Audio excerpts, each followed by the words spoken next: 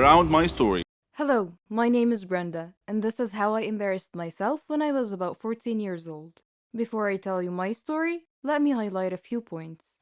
All teens experience some amount of anxiety at times. It is actually a normal reaction to stress, and sometimes it even helps them deal with overwhelming situations. For many teens, things like public speaking, final exams, or even going out on a date can cause feelings of anxiety. For some teens, however, anxiety can go beyond these typical symptoms to negatively affect friendships, participation in activities, and even their schoolwork. And do not get me started on how being a teenager is made of the devil's blood. Okay, that was an innocent joke, but I do mean it. So, back to our story. I was sitting in class behind the cutest guy in my grade. His name was Josh, and I just wanted to ask for his phone number, but I was painfully shy and terribly afraid of being rejected. But it was almost time for the school dance. I wanted to go with him, but there was no way on earth I could have done it face to face. I tried to talk myself through the anxiety and convinced myself to actually go through with it. I debated with myself for a while, missing most of that day's in-class instructions before I finally decided to ask him. And I did. I did ask Josh for his number, and he agreed. He slowly took my phone, typed in his number, and handed it back to me. I felt relieved. I had finally gotten the number. I mean, I was wrong. There was nothing to be anxious about. I had made it much worse in my mind than it actually was. It was actually nice to realize I was anxious over nothing, to be over it and have his number. I got home later that day and I was so excited to call or text Josh. But because I'm socially awkward, I decided to try and text him. But the message didn't deliver. I checked the number he gave me and noticed that it included the digits 911, which indicated to me that he had given me a fake number. Maybe he was trying to avoid me. I suddenly became aware of how weird I had acted towards him. I didn't have much of a relationship with the guy before asking for his number. There was no rapport between us, so it came across as creepy when I asked him. I also asked him in the middle of class by tapping him on the shoulder. There was nothing smooth or even normal about how I went about it. I hadn't acted immoral, but it was painfully awkward, socially inappropriate, and thus doomed to fail. The encounter was painful, but from it I suppose I learned some lessons on how to appropriately socialize. I also learned that it is incredibly easy to miss obvious signs that other people are giving you when you're anxious, because you're so absorbed with yourself that you miss social cues. Looking back at how he was clearly uncomfortable with my request, which he made clear by not smiling and by hesitating in agreeing to type the number. Had I gotten out of my head and paid attention, I might have noticed how he was acting and how that clearly reflected how he felt about me and our interaction. It makes me question, is having high functioning anxiety easier than being trapped in your own shell, frozen with anxiety? It may be the lesser of two evils, but for me, this experience turned into purpose, and it built my self confidence. I see it as a step, but then improving self esteem and self worth will have you high functioning without anxiety. That is the end game. But you know what? Write your own script. You can't go on if someone else is writing your script. And I know that a lot of kids at school felt the same way.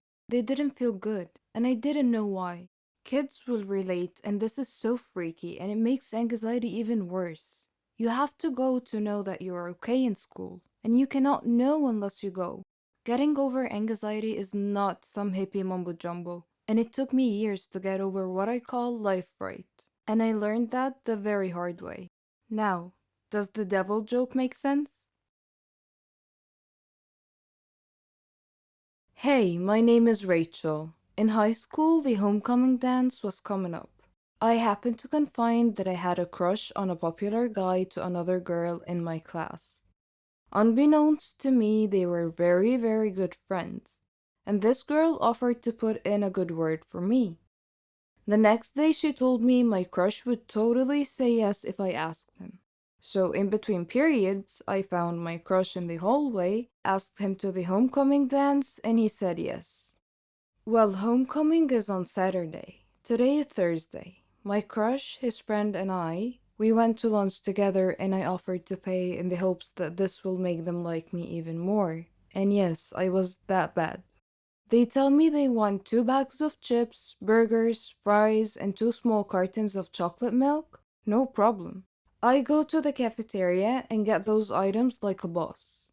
For some reason, I decided to jog over to them, even though that really only shaves off 10 minutes from my trip, but I still did it.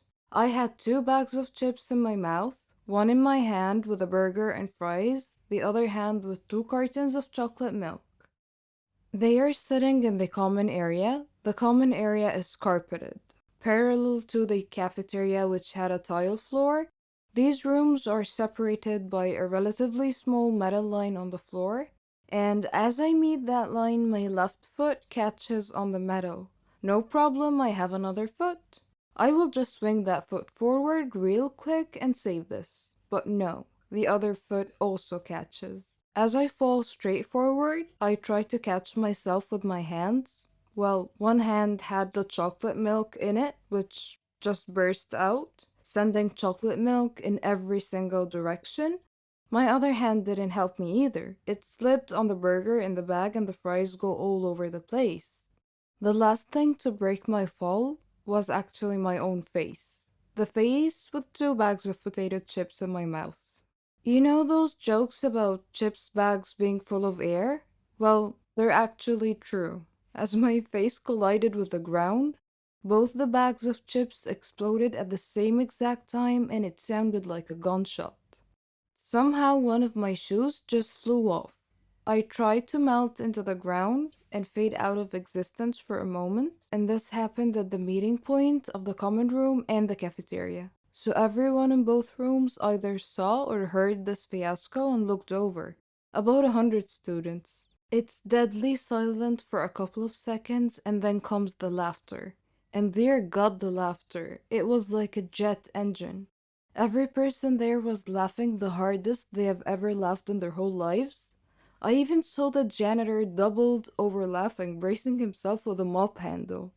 A teacher was trying to walk over to help me, but she stopped every couple of feet to use her whole body to laugh at me. All of this happens not 10 feet away from the table in which my crush and his friends were sitting. Everyone is having a great laugh, but my crush has the greatest laugh of all. He has fallen to the ground, with one hand bracing himself on his knees. The other hand is clutched at his ribs as he laughs so hard that no sound comes out. He was wheezing like a dolphin.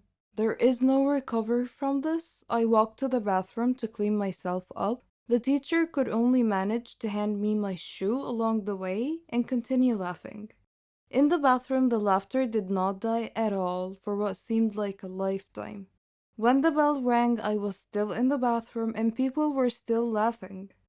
While I spent the whole day wallowing in easily the most embarrassing moment of my life, I thought, well, maybe I'm just a funny girl and he will like it. The next morning, I see my crush before class and he walks up to me and he says, "So homecoming is tomorrow." Eager not to speak about the shit show that happened yesterday, I just excitedly said, "Yes, yes it is." And then he delivers a crisp and says, so this girl that I actually like asked me to go to the dance with her, so I think I'm gonna go." To which